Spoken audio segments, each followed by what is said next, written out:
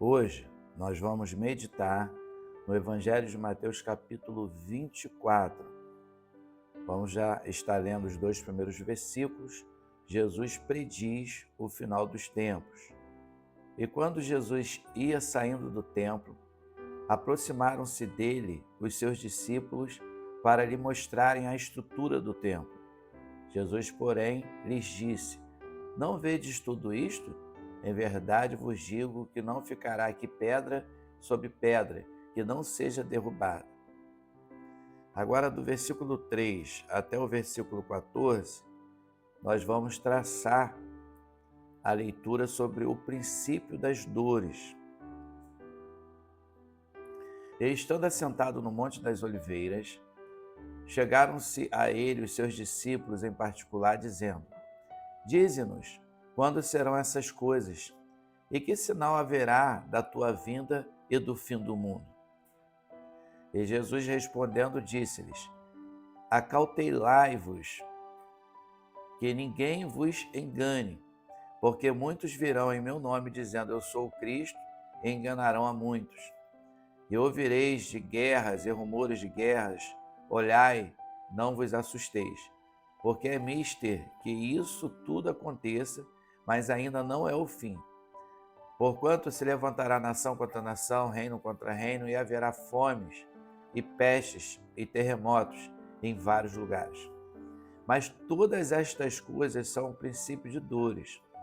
Então vos hão de entregar para serdes atormentados, e matar-vos-ão, e sereis odiados de todas as nações por causa do meu nome. Nesse tempo, muitos serão escandalizados, e trair-se-ão uns aos outros, e uns aos outros se odiarão. E surgirão muitos falsos profetas, e enganarão a muitos. E por se multiplicar a iniquidade, o amor de muitos se esfriará. Mas aquele que perseverar até o fim será salvo. E este evangelho do reino será pregado em todo o mundo, em testemunho a todas as nações, então virá o fim. Acabamos de ler agora o princípio das dores, que nós temos visto rumores de terra, guerras, pai contra filho, filho contra pai. Nós temos percebido situações que têm realmente feito e honrado o cumprimento da palavra de Deus. A palavra de Deus ela é fiel, santa e verdadeira. E tem muitas pessoas que serão iludidas por falsos profetas, por líderes religiosos que não têm uma essência sequer da presença de Deus. Agora vamos ler sobre a grande tribulação, que vai do versículo 15 até o 28. Quando, pois, virdes que a abominação da desolação de que falou o profeta Daniel está no lugar santo, quem lê, atenda. Então os que estiverem na Judéia fujam para os montes, e quem estiver sobre o telhado não desça a tirar alguma coisa de sua casa. E quem estiver no campo não volte atrás a buscar as suas vestes. Mas ai das grávidas e das que amamentarem naqueles dias. E orai para que a vossa fuga não aconteça no inverno nem no sábado, porque haverá então grande aflição como nunca houve desde o princípio do mundo até agora, nem tampouco há de haver. E se aqueles dias não fossem abreviados, nenhuma carne se salvaria, mas por causa dos escolhidos serão abreviados aqueles dias. Então, se alguém vos disser: Eis que o Cristo está aqui ou ali, não lhes deis crédito, porque surgirão falsos cristos e falsos profetas, e farão tão grandes sinais e prodígios que, se possível, enganariam até os escolhidos.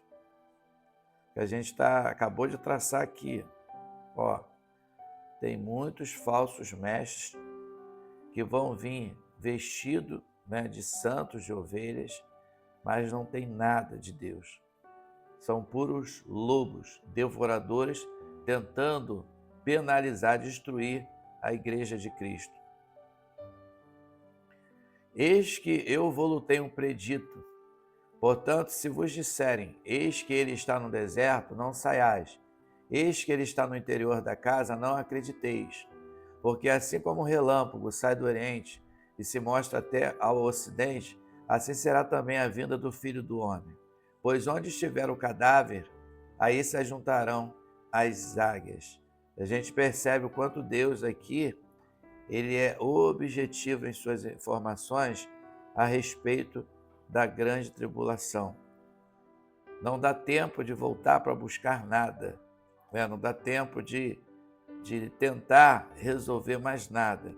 Então a gente tem que ficar antenado e sempre preparado, porque a igreja, os homens, as mulheres de Deus, têm que estar diariamente aguardando a volta de Cristo, porque a qualquer hora, Cristo, ele tem poder para arrebatar a sua igreja. O arrebatamento é para a igreja de Cristo, para a noiva de Cristo.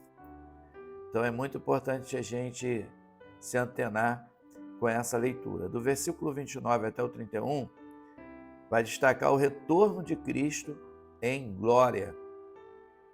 Vamos ler.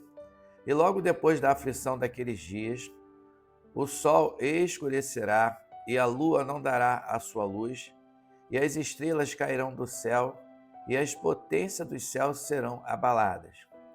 Então aparecerá no céu o sinal do Filho do Homem, e todas as tribos da terra se lamentarão, e verão o Filho do Homem vindo sobre as nuvens do céu com poder e grande glória. E ele enviará os seus anjos com um rijo, clamor de trombeta, os quais ajuntarão os seus escolhidos desde os quatro ventos, de uma a outra extremidade dos céus. Então, a palavra de Deus, o Senhor Jesus está destacando que os escolhidos serão, recolhidos por Deus, os separados, os que procuram fazer a vontade de Deus, vão ser arrancados dessa terra, porque o arrebatamento é como um rapto, é no abrir e fechar de olhos. Então a gente precisa estar bem ligado a respeito do retorno de Cristo em glória. Do 32 até o 35, nós vamos ter aqui a lição da figueira, o dia do Senhor. Aprendei, pois, esta parábola da figueira, quando já os seus ramos se tornam tenros e brotam folhas, sabeis que está próximo o verão. Igualmente, quando virdes todas estas coisas, sabei que ele está próximo às portas. Em verdade vos digo que não passará esta geração sem que todas essas coisas aconteçam. O céu e a terra passarão, mas as minhas palavras não hão de passar. A Bíblia, ela é verdadeira, tudo hão de passar, menos a palavra de Deus, porque ela é fiel. O que Deus fala em sua palavra há de cumprir, porque Deus não é filho de homem para mentir, né? Deus, ele não é uma pessoa imperfeita. Deus, ele é eterno, Deus, ele é perfeito.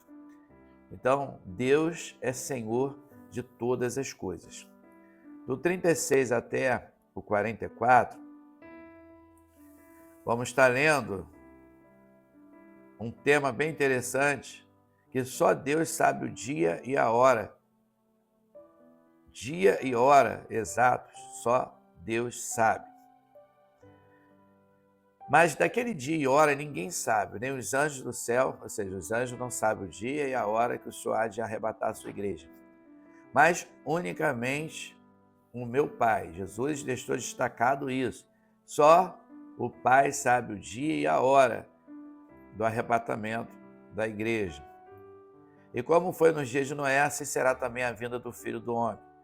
Porquanto, assim como nos dias anteriores ao dilúvio, comiam, bebiam, casavam e davam-se em casamento, até o dia em que Noé entrou na arca, e não o perceberam até que veio o dilúvio, e os levou a todos. Assim será também a vinda do Filho do Homem. Então, estando dois no campo, será levado um e deixado o outro. Estando duas moendo no moinho, será levada a uma e deixada a outra. Vigiai, pois, porque não sabeis que hora há de vir o vosso Senhor. Mas considerai isto: se o pai de família soubesse a que vigília da noite haveria de vir o ladrão, vigiaria e não deixaria minar a sua casa. Por isso estáis vós apercebidos também, porque o Filho do Homem há de vir a hora em que não penseis. Então, com essa leitura, o que nós aprendemos? Que devemos estar sempre preparados, pedindo a misericórdia de Deus sobre a nossa vida e procurando nos santificar, porque sem a santificação ninguém verá a Deus. Agora vamos ler do 45 até o último versículo, é o 51, que tem por título O Destino do Bom e do Mau Servo. Quem é, pois, o servo fiel e prudente, que o seu Senhor constituiu sobre a sua casa para dar o sustento a seu tempo? Bem-aventurado aquele servo que o seu Senhor, quando vier, achar servindo assim. Em verdade vos digo que o porá sobre todos os seus bens.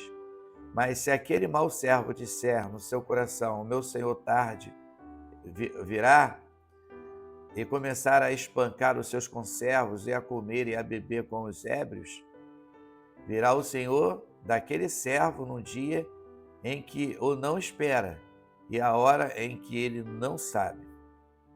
E separá-lo-á e destinará a sua parte com os hipócritas. Ali haverá pranto e ranger de dentes. Acabamos de meditar no Evangelho de Mateus, capítulo 24.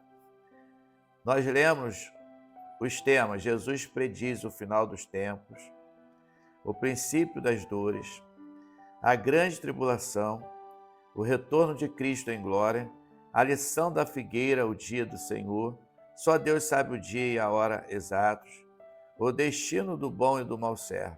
Nós lemos esses temas e fizemos a leitura do Evangelho de Mateus, capítulo 24. Eu tenho certeza que essa palavra vai produzir muitos frutos no seu coração. Esse foi o nosso momento com a palavra. Que Deus te abençoe rica e abundantemente.